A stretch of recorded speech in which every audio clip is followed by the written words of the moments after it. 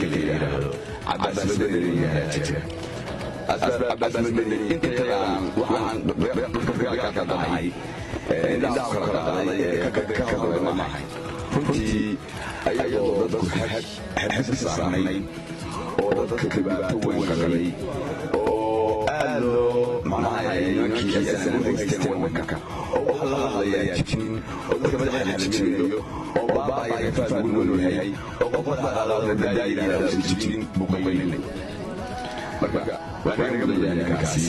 oo asagoo marna uusan maahay dib bayna baasho ku laabtaan laga soo saaro marka qaabta waxaan leeyahay saaxiib laasaan ku sugaysaa dee annagoo waqti yar ama degdeg ku jiray xaaladii ahayd baa sida loo soo dhaweeyey adiga ma maynaya ariga iyo soo dhaweeyay